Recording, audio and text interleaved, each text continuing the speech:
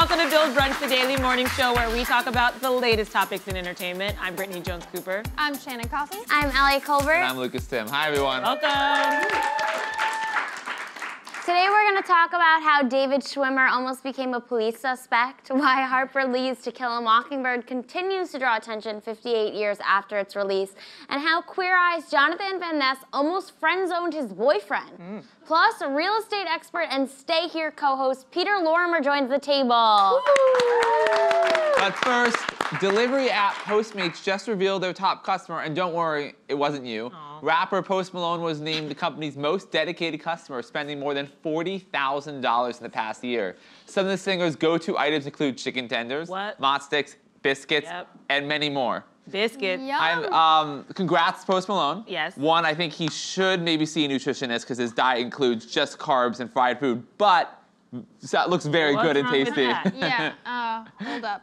So I want to say that Postmates just released this new feature on their blog called The Receipt. And then I think they're doing it with permission from the famous person, but it's showing what these people ordered. So Post Malone at one time spent $850 on rolling papers, mixers for drinks, 2 handles of vodka, and 2 bottles of Cabernet because he's classy. And his top restaurants that he orders from include Chick-fil-A, Popeyes, KFC, and Panda Express. Oh, shit. That's my life.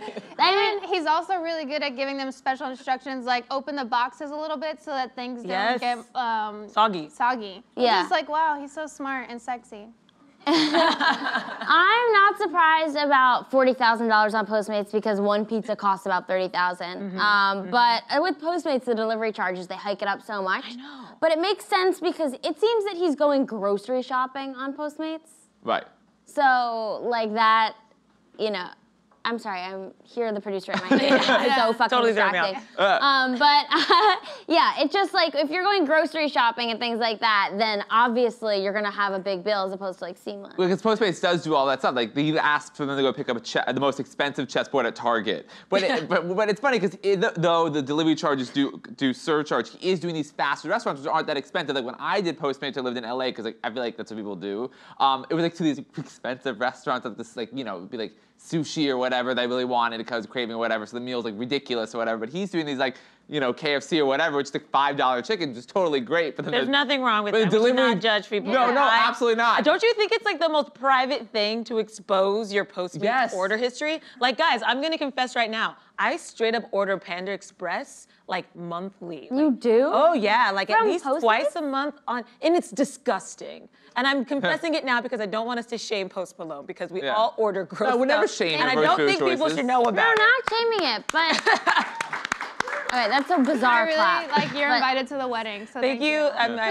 Thank you. But do you order like on Postmates, Panda Express, or Seamless? Yeah. No, Postmates. It doesn't the delivery charge like basically take over, like it's more than the meal but itself? sometimes if I don't have to leave my apartment, it's worth it. Yeah, sometimes, occasionally. But they do have a subscription, which I haven't done yet, because I think in New York there's a lot of different options. So you can do Uber Eats, you can do Postmates, you can do Seamless, you can do Grubhub, you can do Delivery.com.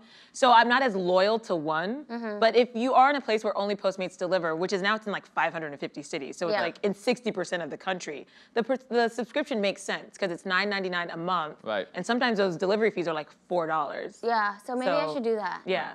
Seamless is like pissing me off lately. I love Seamless, but like the delivery has been taking like 2 hours, and then whenever I call and I'm like, where's the guy? They're like, he's on his way. I'm like, no, he's too long. When is he gonna be here? I'm hungry. Yeah, Postmates you can easily track and stuff. The only shame I ever felt doing Postmates when I would do a restaurant, like when I lived in LA and I did a restaurant that was like walkable, which was like kind of embarrassing because like LA, if you walk, you can walk to it. Yeah. But sometimes you just don't want to leave your apartment. Sometimes you don't want to leave. Even if you're in sunny California, you just want to stay inside. I order from this place that is literally half a block away, and I do, and I order gross nachos from there, and they drop it off, and I tip him a lot. Yeah. Because I'm like, this is ridiculous, I understand. So like Post Malone, you tip him your new CD? Because apparently he did that too. He tipped a driver his album that was being released the next day. I would be like, give me money. Yeah, no, exactly. I'd just be like, let me touch your face. You love Post Malone so much. Yeah, look at his face. That's a new it's love, so great. though. You recently is your hard drive named Post Malone? Oh my God, it is. I borrowed Shannon's hard drive yesterday and I put it in and it was like Post Malone. I was like, I didn't totally forgot that. That's funny. Yeah, but have you seen that meme where it says that his mustache looks like two little dogs kissing? Aww. It's so cute and it's so true. So like if you kissed Post Malone, you'd be kissing also like two little dogs kissing. It'd be like a 4-person kiss. With dogs, it's sweet. He does seem really nice. That video of him and Jimmy Fallon Olive Garden at Times Square is really funny. What is it? Yeah. He takes Jimmy Fallon's never been to Olive Garden, and Post Malone takes him. There's the one in Times Square, which I'm sure is a scene, and they just have like breadsticks, and the way Post Malone eats his breadsticks, is you take a bite, then you put the butter on it, then you take a bite. He's a system, and it's great. It's really funny. Jimmy Fallon's like, what do you mean you get free breadsticks and free salad? Like, how do you guys make money? Like, I don't understand. That's funny that he did that because we were just talking about how Lucas and I had never been to Olive Garden, and you were gonna take us. Yeah. I eat everything that's trash. Like I love like a good hearty meal that's like packed full of calories and grease, and it's fantastic. Olive Garden, I prefer to put marinara sauce on. Bite again. Oh, that sounds a lot better. Yeah, so not the extra butter, but I just want a saucy bread. Seems more Italian way, put some sauce on it. What's your favorite fast food chain? Ooh, that's hard. Panda Express. Oh, that's not one of the that I think of. Yeah, Panda Express or Wendy's I really enjoy, and then I order Shake Shack through Postmates a lot. Can I do casual dining in that? No, like cheesecake. No, like. No, I don't. Because if I did fast food, I'd do Chopped, and you'd be like, "Oh, Lucas did Chopped." Like, yes, I liked Chopped. No, I was gonna say taking the Cheesecake piss out of Factory. it. I love the Cheesecake Factory. That's what I was gonna say. Cheesecake Factory is so good. Love everything on that menu. It's the biggest menu ever, and those cheesecakes are so good. The plates are so big. Oh yeah, my favorite's a 30th anniversary chocolate cheesecake, which is like cheesecake buds, cheesecake, chocolate. Oh my god, Do you actually order cheesecake through the app? Oh, I've only done that once. You've delivered? I've once done a cheesecake delivered. Yeah. Oh my god. Wow. I love cheesecake. Okay. I love cheesecake too. My name's Lucas and I love cheesecake. Did you think it was like a weird, like I was like Post Malone, Postmates. Is this some like conspiracy put out by Big Post? Or is this? Think about it. Think about it. We'll leave you alone for a second. I want you to think about it. Yeah. Do you think that he's gonna start being like a rep, like a brand ambassador for Post? Just saying. Big Post? Well, Big yeah. Post. What if he gets a Postmates tattoo like on his face? Ooh. He could. He would. The post office is gonna get involved. I'm telling you. Oh, they're gonna get in on this. Post-its, they're gonna join in. Post-its are gonna join in. Wow, this is The like New New York Pro Post. 101. The conspiracy theories. Post-its, Post Malone. I'm gonna fall again. Bill Brunch conspiracy theories. We got the big post. David Schwimmer is on the run, or at least his doppelganger is. A photo shared by the Blackpool police of a suspect stealing an armful of beer cans in the UK went viral after fans noted that the suspect looked awfully similar to the Friends actor. The attention generated compelled Schwimmer to clear his name with a humorous video he posted to Twitter with the caption, "Officers, I swear it wasn't me. As you can see, I was in New York. To the hardworking Blackpool police, good luck with the investigation. Hashtag it wasn't me." Aww. He should have made the caption like, "We were on a break," or something, but He didn't it was get an obvious joke. He Yeah. missed it. What's funny is all the huge Friends fans that tweeted in response to this all used like his accomplice was Chanandler Bong. Like everybody was using references for Friends, which made it so much more fun. What's Chanandler Bong? Oh, that's how they misaddressed his mail to Chandler Bing. Yeah. So they put the wrong name on his mail. It was like during the trivia episode, you guys know. Oh man, I missed that. And I'm a friend. And it was Miss Chanandler Bong, actually. technically. Perfect. I was actually worried for you the other day because I saw an article that said they were going to take Friends off of Netflix, and I was like, we got to get her that DVD set. If anyone still has the DVD player. You know what? I have them. Oh, I have the okay. DVDs. Oh, don't you Before love Netflix. the DVDs of your old series, whatever? I have all of Will and Grace on DVD, Friends all on DVD, I do, Seinfeld. too. I have It's Sex like- in the City DVD. Yes. Oh, that's I remember awesome. that was Mom's show. And I would always be in the DVD, I'm like, you're not allowed to watch that, that's Mom's show. I was like, what's Sex in the City? So I still haven't watched it because it's Mom's show, so I haven't watched Yeah. it. But I'm happy for David Schwimmer. He's really back in the limelight with this, and now he's on Will and Grace. You guys are Yes. watching. He's playing Grace's boyfriend. Yeah. And a kind of very snarky character. He's just like the Upper West Side Curmudgeon. or whatever, and just he hates everything, and him and Grace get along, whatever. He has moments on the show when I'm like, that's Ross. Right. Yeah. You're Ross. You're being Ross. But I'm alone. So we can imagine a way like it's like if Rachel and Ross didn't work out, he got with Grace. Or yeah, whatever. it is a little odd to see little him odd. back in that universe. Yeah. You know. It's interesting. Do you think this real life this real life thief that is his lookalike. Do you think he's going to try to like make a career out of this? He's gonna like pose for his mugshot. He's gonna be like, this is my headshot, and he's gonna try to compete with Ross. He should. That would be a good. I would love to see that. Yeah. I love when criminals are able to like take advantage of the spot. The convict. No, who? convict. That convict. sexy convict Yeah. who We became have a him in the supermodel. audience. Yeah, Oh, yeah. hi, welcome. No, I mean not now, but we had a sexy convict-looking guy in the audience. But that guy, but I thought you were that making a joke. actual, the sexy Oh convict. no, there was a guy in the audience that looked just like the sexy convict, and I told him that, and he was like, I get that a lot. Yeah. Poor guy. But the actual sexy convict is a successful model just from a mugshot. I know. I mean, I know, some mugshots like Lindsay Lohan, I don't know, they only help, but some take you places. But This that's guy, just a great point that everything is an opportunity. So even if you're going to prison, make sure you're posing, Right. know your angles, pop those eyes. Totally. Nice. Smart. Yeah, And gotta everyone smart. wants a Friends reboot. What do you do with lookalikes? Oh, if Just a whole cast of convicts. A convict. Hey, they need the money, clearly. Yeah. Honestly, I would watch that. Like a Netflix series is like it's convicts and they're Friends characters. Yeah. I don't know. yeah. It's a new twist. Wow, yeah, pitch meeting. That's Again. a good reality TV show. If you put a bunch of convicts in a house like the real world. Halfway Right. House. Like, yeah, they would be like killing themselves, like they're killing each other. But it'd be fun. But you It's still- great if you put TV. a bunch of convicts in a house, isn't that house considered jail?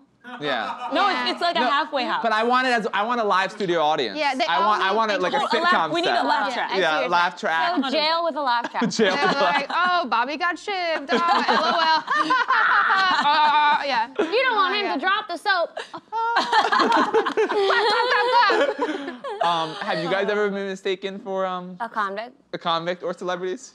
Oh, Yeah. yeah. I went to the MTV Movie Awards, and this is Oh. when I had my red hair, and like seriously, a group of teenagers were like, "Oh my God, Bella Thorne," and I was like, "What?" And they believed it for so long. I mean, I'm not saying I look like Bella Thorne at all, but I was like very flattered that just because I had red hair, they were like Bella Thorne, and they followed me and were trying to talk to me, and I was like, I cannot. I was saying, did you take photos with them? No, but I saw people taking photos of me, being like, "It's Bella Thorne." I was like, "Cool." amazing. That's so funny. Yeah. Someone on the subway a week ago was passing me because I stand, to connect to the train. She goes, "Huh, you look like Macaulay Culkin." I was like, "What?" And she goes, "But he cute." And she walked up. I was like, and I just stood there like, "What am I gonna do?"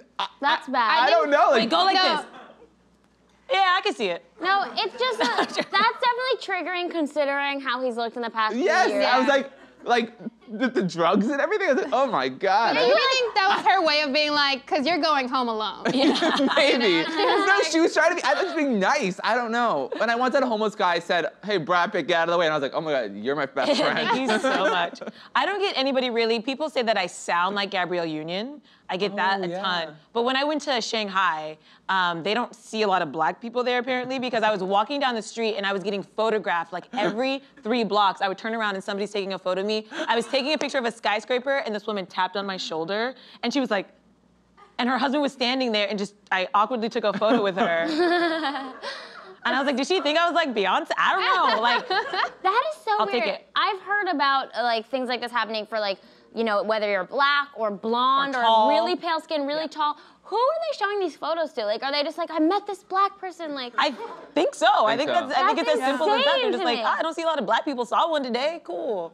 And I happily took pictures with at least 3 or 4 different women. I mean, So I was like, I want to make their day. If Yeah. they think I'm somebody, why not? Brittany, I mean, we talk about your dating and your Hinge usage. Maybe it could be really successful there. I think so. I actually wrote an Good luck. article for Yahoo Travel at the time. It was called "I'm Black, so I'm a big deal in China." And I was like, look, if this like journalism thing doesn't pan out, I'll just go be a street performer in Shanghai. I will make so much money. you don't even have to perform. Yeah, just stand there, take Yeah. pictures with people for money. Wow. That's awesome. I don't know. Anyway, moving on. The people have spoken. America's best-loved novel is Harper Lee's To Kill a Mockingbird. The 1960 classic was crowned the honor on PBS, The Great American Read Show, after a survey that spanned 6 months and attracted over 4 million votes. The novel defeated favorites such as the Harry Potter series, Pride and Prejudice, and Lord of the Rings. What do you guys think about this? I'm surprised, actually, that this was considered most loved. But then I think about the people who are voting. Like, Yeah. who are you if you're voting on, like, the most loved On novel? PBS. On a PBS. Like, loser. No, I'm joking. Yeah, I mean, I think, I don't know. I remember To Kill a Mockingbird was the first book I read when I was in middle school. I'm sorry, I'm still thinking about people like sharing a link, being like, vote on this. Like DMing people. Like, I mean, yeah, it's like the 4 And then million. getting upset, like this is. Just like, are you kidding me? This is top 5? It's like fantasy football All right, with go books. on to your whole monologue about how this book impacted you. I was gonna say. Because I want to hear what you have to say. No, I was gonna say. No, I wanna hear No, I was gonna say, you know, I read this book in 7th grade. It was like the first book in school I remember like that really kind of like impacted the way I thought. And actually looking at the times right now and looking at like, this is actually an American book dealing with very relevant themes. You know, so I actually am not surprised this is still the favorite book. And then the ones after that, like Harry Potter, Lord of the Rings, that's also not surprising. Those are the 2 biggest fantasy series of all time. So like, and very popular movies. But I don't know, just got me, To Kill a Mockingbird got me thinking of all the great books I read in school. Yeah, I think that you kind of nailed it in that To Kill a Mockingbird is sort of timeless. Unfortunately, in our country, race is going to be and has been a constant theme. And I just reread this book like a year or 2 ago, and it holds up in so many ways, and so many of the issues they're facing we're still dealing with. So I think that's what makes it like this timeless classic that they make us read, and you never understand when you're 15, why are they making me read this book? But then when you read it again, you get it. Did any of you read the sequel? No. No. Yeah, I did. Gotta get around to doing that. I saw the movie. I remember after I read the book, I watched the movie. And, Yeah. and Aaron Sorkin's making a Broadway play, which is pretty cool. Oh, It that'd comes be out really soon. cool. Yeah, comes out, and Aaron Sorkin is, of course, one of the greatest screenwriters of all time, so I'm sure that'll be very good. Yeah, he had a huge coke addiction. Yeah. Also, during the West Wing, it's fantastic. A lot of it because Aaron Sorkin was high the whole time when he was writing it. Really? Well, when he left after season 4, basically because he had a drug problem, but still amazing, that show through and through every season. Interesting. That takes me to like, it's so interesting writers' private lives. Like Harper Lee was a recluse, like people didn't hear from her for decades. Yeah. And she like That's came like up, beyond recluse. yeah, it's crazy. We haven't heard from her in 20 years. She didn't do any But she released the interviews, book. Like she was very private, but then she also was like in the scene. So one of her best friends was Truman Capote. Wow.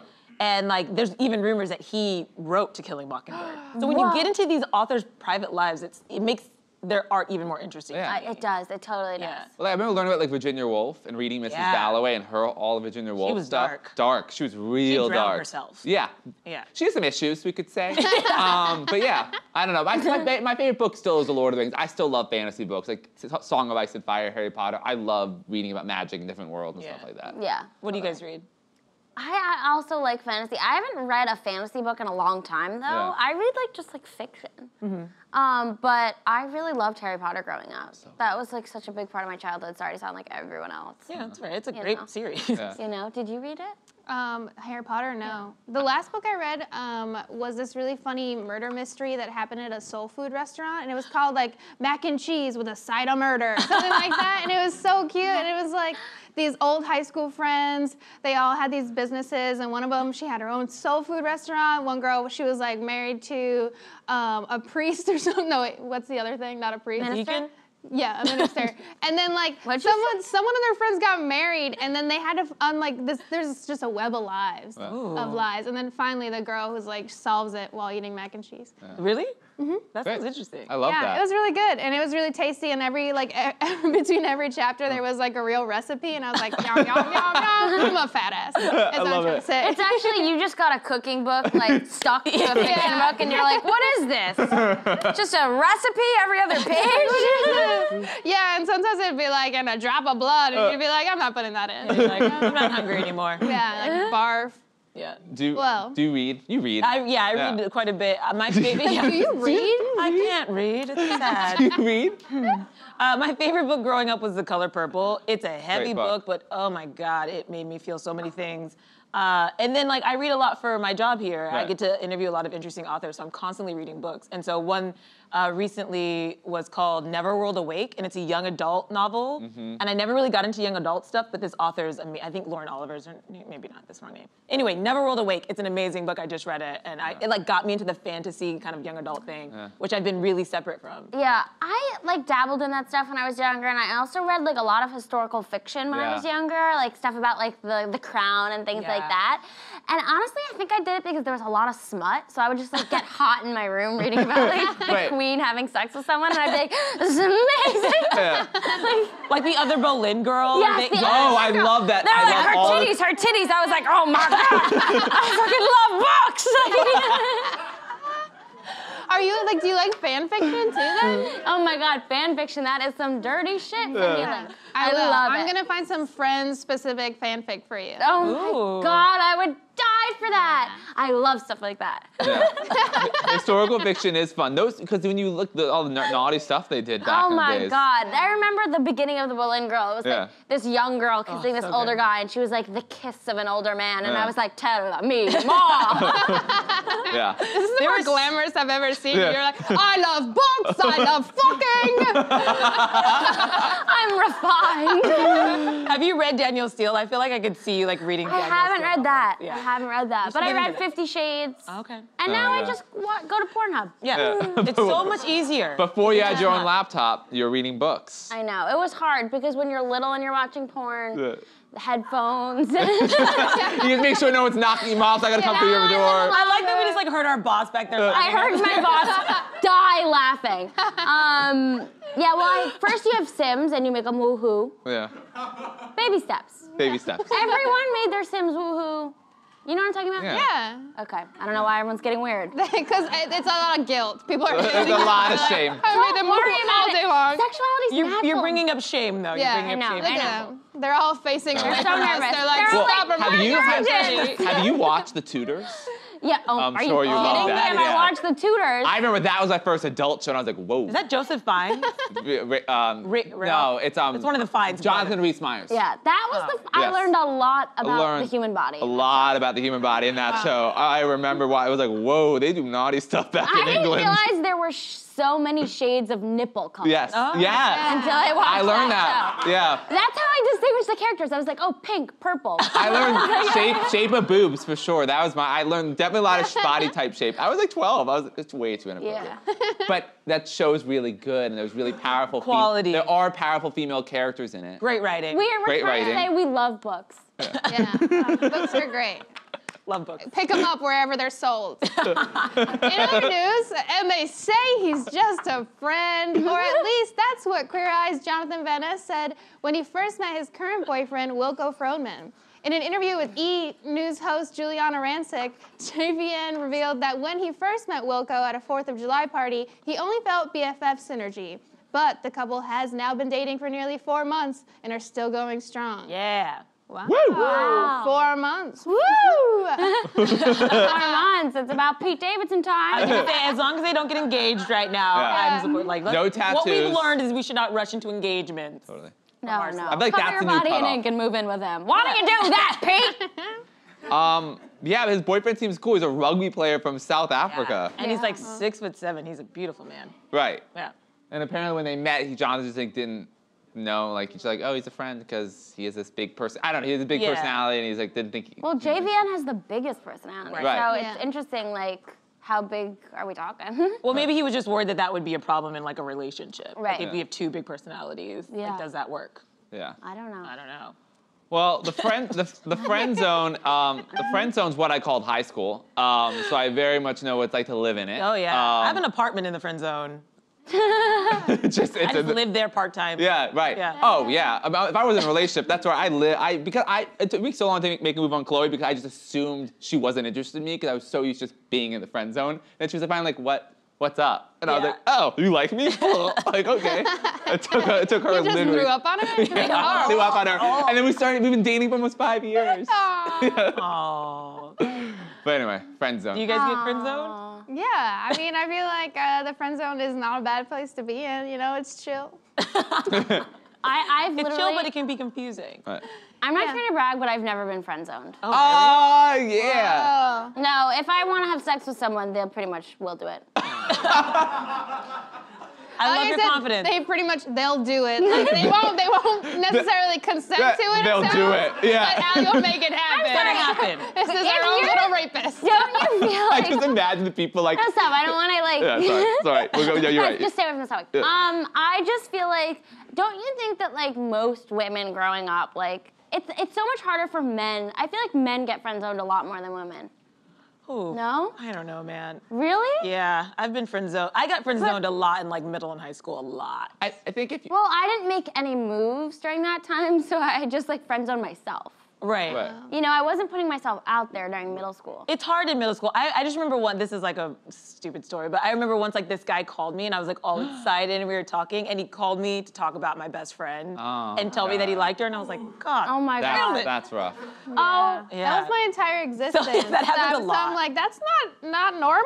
Your lives weren't like that. People like, called you to say that they liked you? Like, I'm like, that seems inappropriate. Actually, now that I'm thinking about it, I've been friend zoned a bunch of times. Yeah. Yeah. I think you just black them out. You're just like, delete. Yeah, delete. They don't exist anymore. Yeah. It's harder to talk about them when you're young. Now it's like you can laugh about it. In the moment though, you're like, what the That hell? was so painful. Yeah. Oh, it's so hard. You like someone, you're like, oh, they don't like me back. I'm just like a teddy bear to Well, them. that's what's going on in... No one wants to kiss a teddy bear. Aww. A lot of people practice. I'm great now, guys. Look where I am. Yeah, the lights are on you, baby. No, but have you ever like looked at the people you used to cry about that because they didn't like you back, and they're like the most hideous humans ever? Like all my crushes, I look them up and they're always like, oh, and I'm like, oh no, I have bad taste in humans. It's surprising how many people peaked in high school. Yeah, I Yes. only got better looking. Yeah, I Believe was it a or mess not, in high this is the best me. They're actually talking about friend zoning right now on Will and Grace on the current season. Yes. Grace is talking about the sex window and how if she doesn't sleep with this guy, they're going to be in the friend zone, so they have to have sex during the available window. Right, and they, spoiler alert, They do. they do. It's with Ross, that we just talked about. Yeah, it's with Ross. Oh. Well, it's not Ross. Yeah. David Schwimmer. David Schwimmer. Oh, I can't wait to see their nipple shade. And let's see if NBC allows it. Yeah. But yeah, all these terms of like friends with benefits, like no labels. And then wait, is sex zone the real thing? I literally just heard it this Are they morning. Not Youths a using real that? thing. It's just something an intern told us. But the interns are cool. But they're Yeah. young. They're young and cool. That's a new thing people are Is the youth- saying. Are the youth saying just a sex booty zone? I don't know. We gotta they? be careful because Is sometimes. sex zone a thing? Who's been sex zoned no. here? See, we gotta be No, careful because shrugs, sometimes like shaking young it. people come to us and they're like, "Hey, you heard this new term? It's called the sex zone," and they're setting us up to look even older than we are. Yeah. You gotta be careful with the interns. They're tricky. They are. Tricky little mink. They're like, "Yeah, Shannon, this is cool. Go put toilet paper in your eyelids." And I'm like, "What?" I don't trust them. I've learned the hard way. Yeah. Sex zone is just a booty call. Right. This is a booty Have call. you been booty called before? Are you stupid? Of course. I'm sorry. Was that an insulting question? Stupid. I've never seen a matter. Of course. Haven't you been booty called? No. What? Well, not. No. I would think I would like. I Well, it's imagine no been one dating the booty same calls person you because they're forever. like, I'm gonna interrupt him in bed with a bowl of spaghetti. Like, I True, don't want to true. bother him. I have very strict TV schedule when I'm Yeah. at spaghetti and I'm watching my TV. Don't want to interrupt. That's Lucas time. That's Lucas time. I used to watch my Colbert. All my late night shows. Can't get me past 9. Yeah. Booty calls and sex zones are very real things. Yeah. Let's say that. Yeah, they are. Yeah. Well, this is the perfect time. It's time for our special guest. Peter Lorimer is an entrepreneur, real estate expert, and co-host of Netflix's first home renovation show, Stay Here. The series follows Peter and Genevieve Gorder as they help struggling property owners all over the U.S. redesign and market short-term rentals into showstoppers that draw in the big bucks. Let's take a look. Much more could he make by opening this up? You're making on average across a 12-month period about $250 a night there, right? Yes. Your occupancy is about 75%. That works out to be 22 nights a month. Right. $5,000 or $6,000 a month you're pulling in from About that? $5 grand, $6 grand a month. Now, there is another property that's close to here within quarter of a mile that's an awesome Victorian townhouse that has a complete narrative. They're getting $375 and they are nowhere near as big as this. I think if you let us go to town on this place, We can double your rate and get you up to $500 a night. That's an increase of $66,000 a year. we love it. We want to go for it. Yeah. You in? I think that actually makes a lot of sense. I'm really glad you guys are helping me with this. So let's do You're this. in? Let's do this. We got a deal. It's all in. Yeah. Everyone, please give a warm Build Brunch welcome to Peter Lorimer. Greetings. Greetings. Thanks for joining us. So this is Netflix's first home renovation show. Yep. How does it feel to be leading that? Well, I would be lying if I didn't say it feels freaking fantastic to be leading it. It's the first kind of foray into, I guess it's a little bit travel, it's a little bit business, it's a little bit rehab. and it's a Netflix original show, and they picked me. So I'm very, very thrilled. I couldn't be happier. That's so cool. Yeah. So what are some of the mistakes that people make when they go out of town and they're looking for a short-term stay? What are some of the things that they just miss? Tips. You want tips? Yeah, I want some tips. Okay, I was hoping we might talk about nipple color a bit more, but no. no. Well, you want to go? Have you ever seen a British one? We're always happy to. Okay. Yeah, All right. did you Have ever you go to watched The Vegas? Tudors? It should be all nipple. Yeah. Love The Tudors. That was the first show I watched as an adult as well. Oh, really? So, what are the worst things people can do? You know, it's like my phrase is, I'm never very politically correct, but like I always say this with people when they're going out of town, you pay peanuts, you get monkeys, right? Mm-hmm. So don't try and skimp. If you want to have a great experience, you got to pay for it, right? Don't look for the cheapest thing and the place that is the least booked. If a place is really, really booked all the time, it means it's going to be a great property. Mm-hmm. And don't go too far off the beaten track. You know, you got to be near all the amenities. I mean, there's a million things, but I think trying to do it on a budget, we all want to save money, but trying to do it on a super budget always ends in disaster. Why is the focus on the short-term rentals? In what way? I mean, why build a show around this? Is it because of the growth of things like Airbnb and things like that? So Airbnb, which originally literally started with the two founders of Airbnb who had an air mattress in a bedroom to try and make money to pay their rent, which is now a multi-billion-dollar company.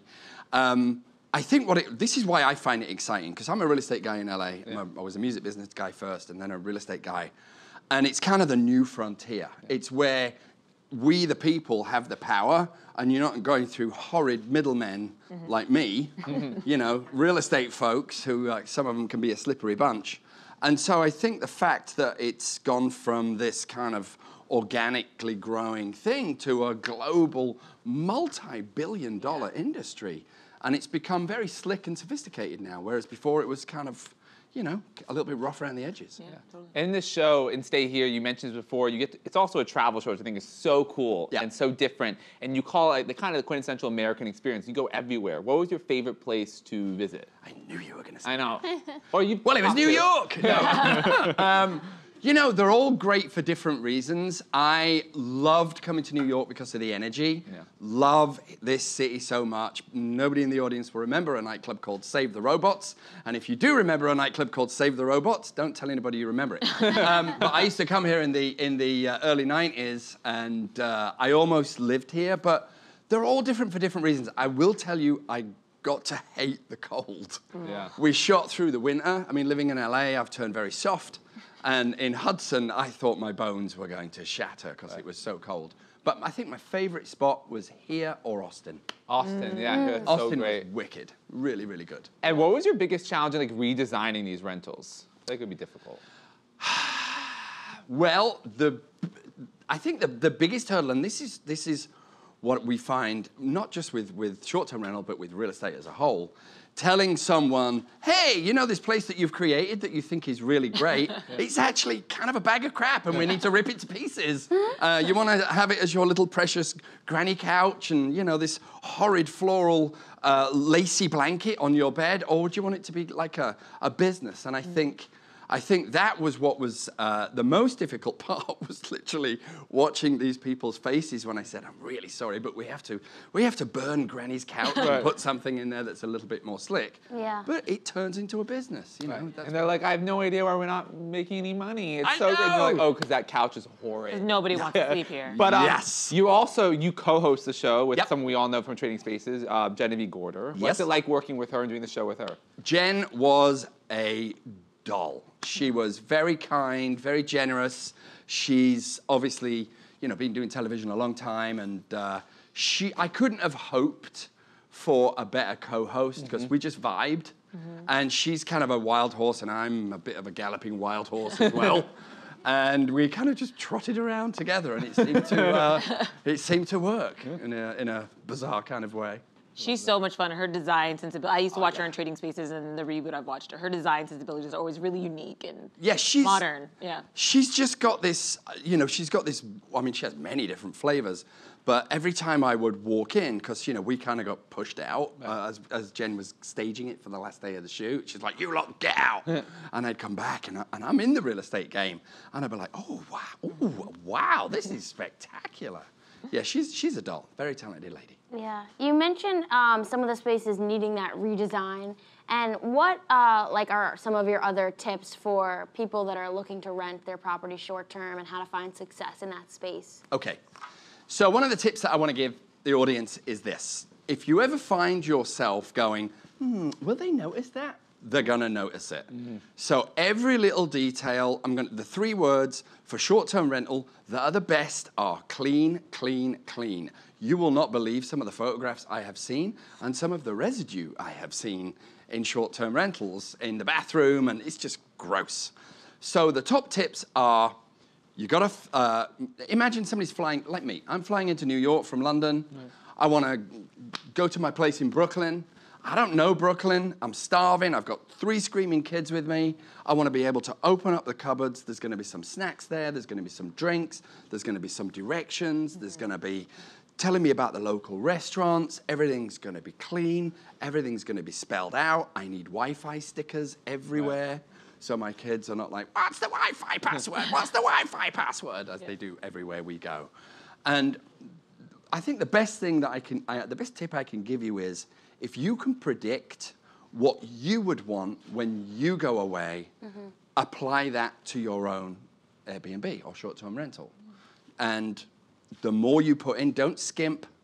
The more you put in, it's like investing in a business, and you are the CEO of a small boutique hotel. Right. And that's the way to treat it. And the concierge, it sounds like. And a concierge. Yeah. And a handyman. Yeah. And, you know, everything. What are some ways that those renters can maximize revenue, which is something I know you guys talk about? Yes. So there are certain things that people universally kind of find offensive, which are, you know, marigold walls and, you know, granny. I'm really hammering down on the grannies today. I'm so sorry. We get a lot of letters. You're like, no grandma, no grandma. Letters, not comments, letters. I love grannies. Love grannies to all the grannies out there. So try and make things, neutral sounds so kind of playing in the middle, but use cream sheets and nice whites. And don't think, well, I love my stripy gold and pink wallpaper, because people are going to hate it, right? And so make sure that the tones are great. Try and make it as contemporary as possible. Everybody loves going into the bathroom, and there are lovely smellies, high quality soaps. You just get that squishy kind of feeling, you know? Feels good. How did you get into this space? Because you were a very successful music producer in the UK. Yes. So how does one transition into real estate? I ran away. So I was a house music record producer. Does anybody know what house music is? Yeah. Ooch, ooch. Thank you. All right. I got you. And then around God, this makes me sound so old. Around the turn of the century, I decided I wanted to grow up and do something else. And so I started investing into property in LA, because I thought it was really cheap on the global stage.